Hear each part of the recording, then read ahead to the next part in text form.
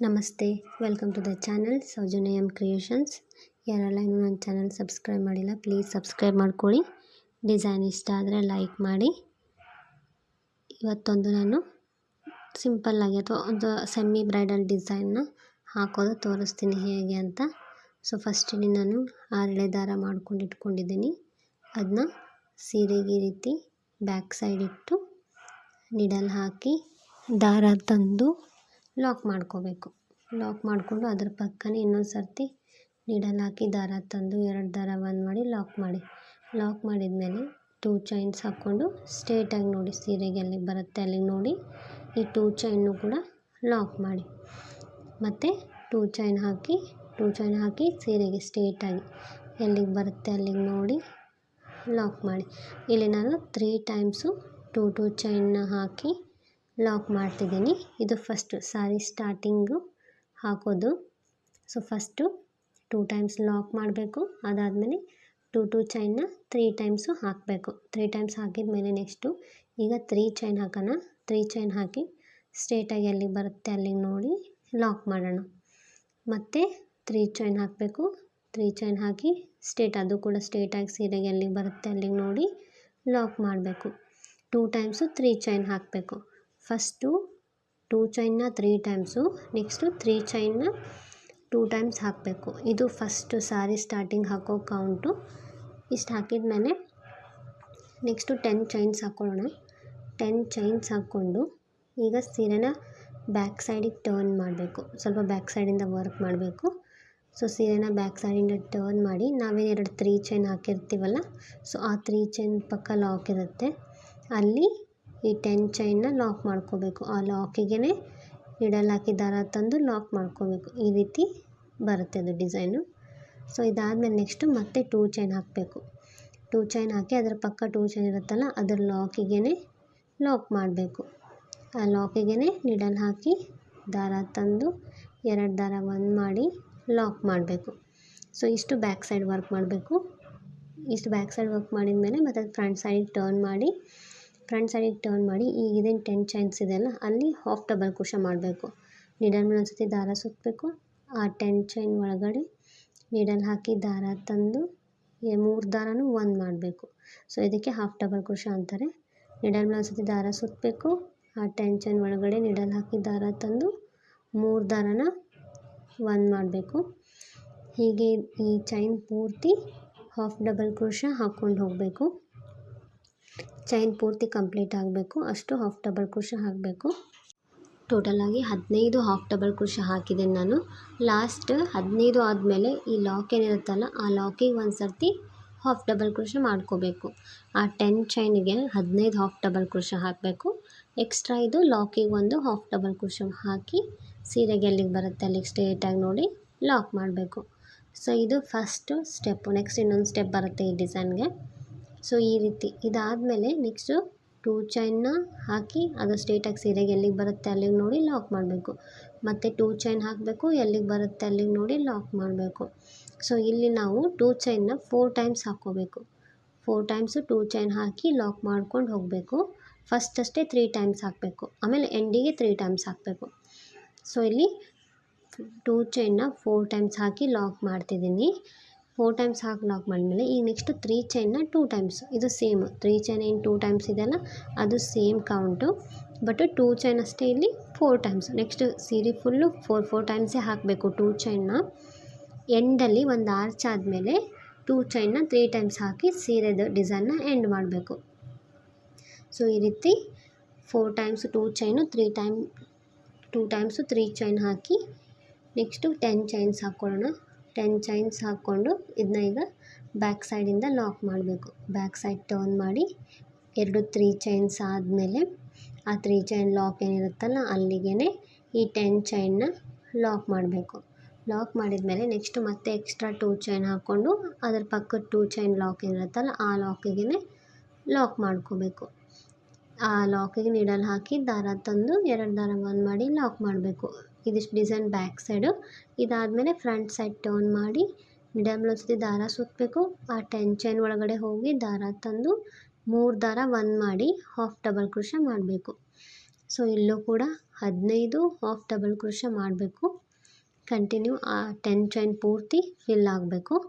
So 15 half double crochet ಮಾಡ್ತಿದ್ದೀನಿ ನಾನು. 15 half double crochet ಆದಮೇಲೆ ಲಾಸ್ಟ್ ಒಂದು ಆ ಲಾಕ್ ಏನಿರುತ್ತಲ್ಲ ಆ ಲಾಕಿಗೆ ಒಂದು ಹಾಫ್ ಡಬಲ್ ಕ್ರೋಶ ಮಾಡ್ಕೋಬೇಕು. ಮಾಡಿಕೊಂಡು ಸೀರೆಗೆ ಸ್ಟ್ರೇಟಾಗಿ ಎಲ್ಲಿಗೆ ಬರುತ್ತೆ ನೋಡಿ ಅಲ್ಲಿಗೆ ನೋಡಿಕೊಂಡು ಲಾಕ್ ಮಾಡ್ಕೋಬೇಕು.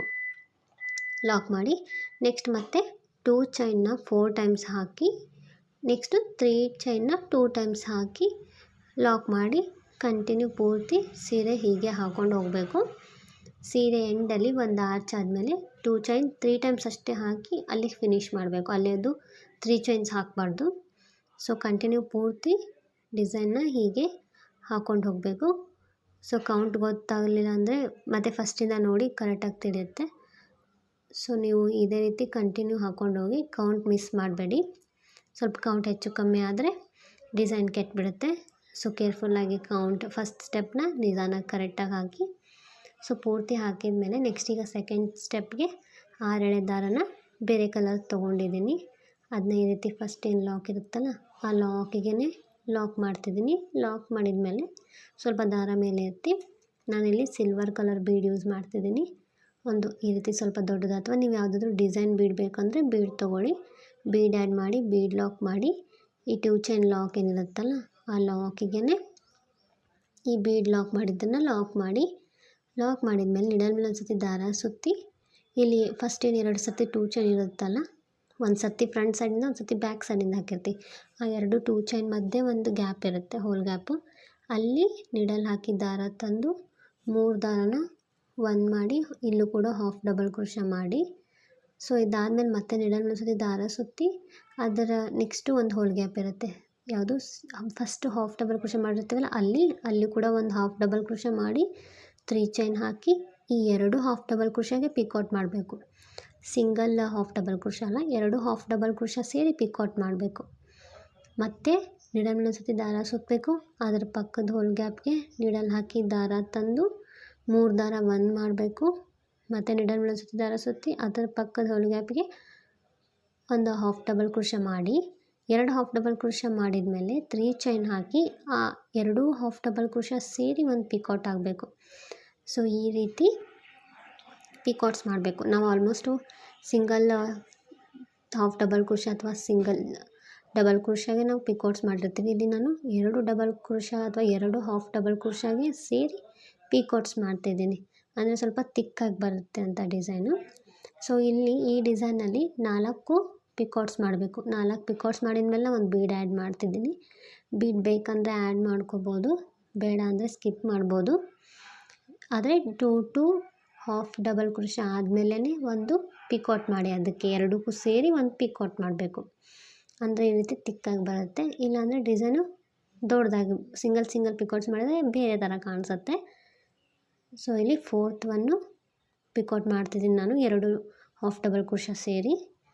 ಸೊ ಪಿಕ್ಔಟ್ ಮಾಡಿದ ಮೇಲೆ ಈಗ ಇದಕ್ಕೆ ಸ್ವಲ್ಪ ದಾರ ಮೇಲೆತ್ತಿ ಒಂದು ಸ್ಮಾಲ್ ಬೀಡ್ ಆ್ಯಡ್ ಮಾಡ್ತಿದ್ದೀನಿ ನಾನು. ಅಲ್ಲೂ ಕೂಡ ಸಿಲ್ವರ್ ಕಲರ್ ಬೀಡ್ ಯೂಸ್ ಮಾಡ್ತಿದ್ದೀನಿ. ಈಗ ನಾವು ಫಸ್ಟ್ ಏನು ಮಾಡಿದ್ವಲ್ಲ ಅದಕ್ಕಿಂತ ಚಿಕ್ಕ ಬೀಡ್ ತೊಗೊಂಡಿದ್ದೀನಿ ನಾನಿಲ್ಲಿ. ಸ್ಮಾಲ್ ಬೀಡ್ ಆ್ಯಡ್ ಮಾಡಿ ಬೀಡನ್ನ ಲಾಕ್ ಮಾಡಬಾರ್ದು, ಡೈರೆಕ್ಟಾಗಿ ನಿಡಲ್ ಮೇಲೆ ಒಂದು ಸರ್ತಿ ದಾರ ಸುತ್ತಿ ಹಾಫ್ ಡಬಲ್ ಕ್ರೋಶ ಮಾಡ್ಕೋಬೇಕು. ಬೀಡನ್ನ ಲಾಕ್ ಮಾಡಿದರೆ ಮತ್ತು ಡಿಸೈನ್ ಚೇಂಜ್ ಕಾಣಿಸುತ್ತೆ.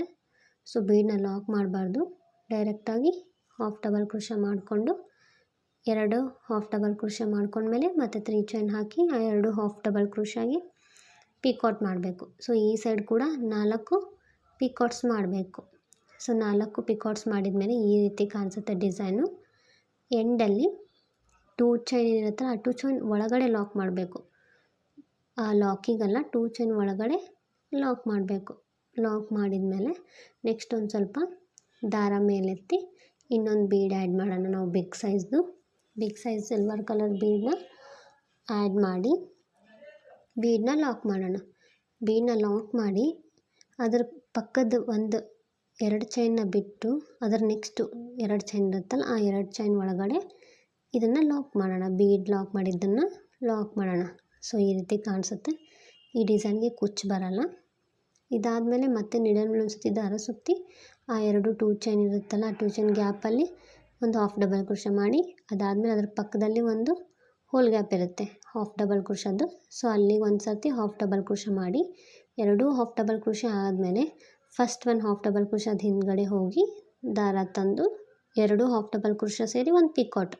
ಸೊ ಇಲ್ಲೂ ಕೂಡ 4 ಪಿಕಾಟ್ಸ್ ಮಾಡಿದ್ಮೇಲೆ ಮತ್ತೆ ಒಂದು ಸ್ಮಾಲ್ ಬೀಡ್ ಆ್ಯಡ್ ಮಾಡೋಣ, ಸಿಲ್ವರ್ ಕಲರ್ದು. ಸೊ ಸ್ಮಾಲ್ ಬೀಡ್ ಆ್ಯಡ್ ಮಾಡಿ, ಬೀಡನ್ನ ಲಾಕ್ ಮಾಡಬಾರ್ದು, ಡೈರೆಕ್ಟಾಗಿ ನೀಡಲ್ ಮೇಲೆ ಒಂದು ಸತಿ ದಾರ ಸುತ್ತಿ ಮತ್ತೆ ಕಂಟಿನ್ಯೂ ಪಿಕಾಟ್ಸ್ ಮಾಡಬೇಕು. ಹಾಫ್ ಡಬಲ್ ಕ್ರೋಶ ಮಾಡಿ ಪಿಕಾಟ್ಸ್ ಮಾಡ್ಕೊಂಡು ಹೋಗಬೇಕು. ಎರಡೆರಡು ಹಾಫ್ ಡಬಲ್ ಕ್ರೋಶ ಸೇರಿ ಒಂದು ಪಿಕಾಟ್ ಮಾಡ್ಕೋಬೇಕು. ಸೊ ಇದೇ ರೀತಿ ಹಾಕೋದು ಪೂರ್ತಿ ಡಿಸೈನು. ಇದಕ್ಕೆ ಯಾವುದೇ ರೀತಿ ಕುಚ್ಚು ಬರೋದಿಲ್ಲ. ಕುಚ್ಚು ಬೇಕಂದವ್ರು ಇಲ್ಲಿ ನಾವು middle big size bead add ಮಾಡಿದ್ದೀವಲ್ಲ, ಸೊ ಅಲ್ಲಿ ಗ್ಯಾಪ್ ಮಾಡಬೇಕಾಗತ್ತೆ. ಅಲ್ಲಿ ಗ್ಯಾಪ್ ಮಾಡಿ ನೆಕ್ಸ್ಟು ಚೈನ್ಸ್ನ ಹಾಕ್ಕೊಂಡು ಅಲ್ಲಿ ನೀವು ಕುಚ್ಚು ಕಟ್ಕೋಬೇಕಾಗತ್ತೆ. ಸೊ ಇಲ್ಲಿ 4 ಪಿಕಾಟ್ಸ್ ಈ ಸೈಡು ಹಾಕಿದ್ಮೇಲೆ ಫಸ್ಟ್ ಏನು 2 ಚೈನ್ ಇರುತ್ತಲ್ಲ, ಆ 2 ಚೈನ್ ಒಳಗಡೆ ಇದನ್ನ ಲಾಕ್ ಮಾಡಬೇಕು. 2 ಚೈನ್ ಒಳಗಡೆ ಲಾಕ್ ಮಾಡಿ ಅದಾದಮೇಲೆ ಮತ್ತೆ ಬೀಡ್ ಆ್ಯಡ್ ಮಾಡಬೇಕು. ಸ್ವಲ್ಪ ದಾರ ಮೇಲೆ ಎತ್ತಿ ಬೀಡನ್ನ ಆ್ಯಡ್ ಮಾಡಬೇಕು. ಬೀಡ್ ಆ್ಯಡ್ ಮಾಡಿ ಅದಾದಮೇಲೆ ಬೀಡ್ ಲಾಕ್ ಮಾಡಿ ನೆಕ್ಸ್ಟು ಅದರ ಪಕ್ಕ 1-2 ಚೈನ್ ಇರುತ್ತೆ, ಆ 2 ಚೈನ್ ಬಿಟ್ಟು ಅದರ ನೆಕ್ಸ್ಟ್ 2 ಚೈನ್ಗೆ ಲಾಕ್ ಮಾಡಿಕೊಂಡು ಮತ್ತೆ ಡಿಸೈನ್ ಕಂಟಿನ್ಯೂ ಪೂರ್ತಿ ಹಾಕ್ಕೊಂಡು ಹೋಗಬೇಕು.